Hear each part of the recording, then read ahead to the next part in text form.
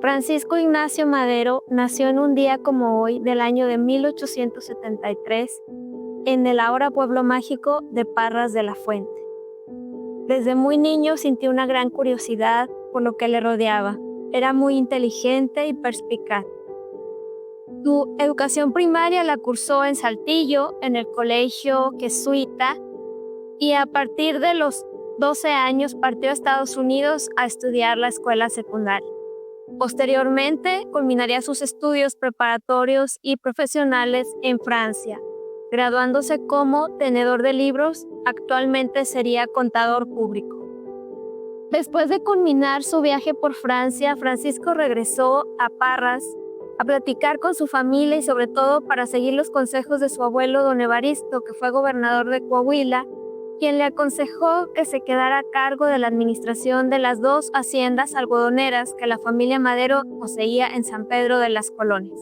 Así que Francisco partió con mucha ilusión a la comarca lagunera y comenzó la gran aventura de la producción agrícola, pero para esto primero también decidió estudiar producción agrícola, así que partió a la ciudad de Berkeley, en California, a estudiar 6 meses una especialidad en producción de semillas.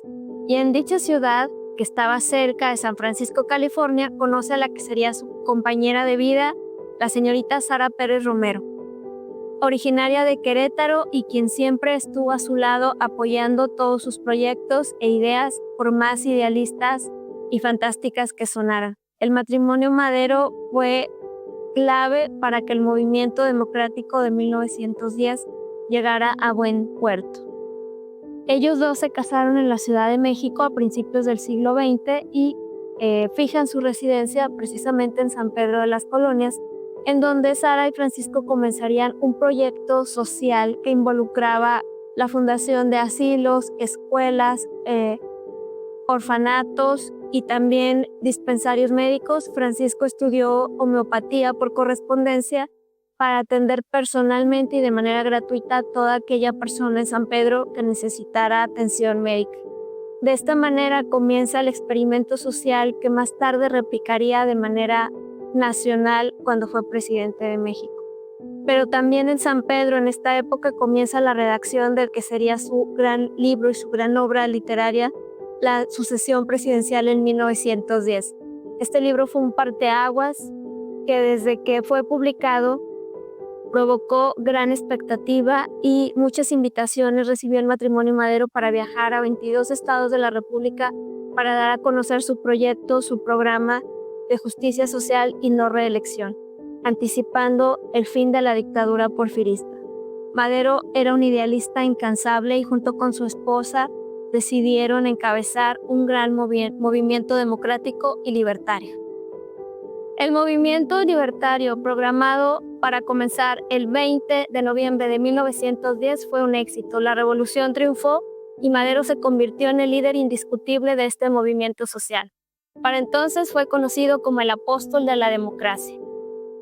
Automáticamente se convirtió en el candidato por unanimidad para las elecciones presidenciales, arrasando en las urnas y teniendo el récord de ser el presidente en la historia de México hasta el siglo XXI con mayor número de votos. El proyecto de nación que comenzara en San Pedro de las Colonias junto con su esposa Sara comenzó a aflorar en la Ciudad de México y a partir de ahí Madero pactó con todas las facciones y comenzó una etapa de diálogo, de concordia, de paz y de bienestar para nuestra nación. Madero era un idealista que con gran fe en el futuro, pero con los pies puestos en el presente, tenía grandes esperanzas para el nuevo México democrático que había comenzado en 1910. En definitiva, Madero fue un visionario y un estadista. Su gabinete estaba conformado por personas de la más alta capacidad, personas con ideas revolucionarias y empapadas de la justicia social, y siempre él asesorado por su querida esposa Sara, quien estuvo a su lado siempre. Otro de los récords del presidente Madero fue que fue el primer presidente en viajar en avión, en un prototipo, como podemos ver aquí, Blériot 11 de 1909. Madero, con su capacidad y su idea idealista de las cosas, no dudó en subirse al avión por un breve tiempo y demostrar así su valentía y su decisión.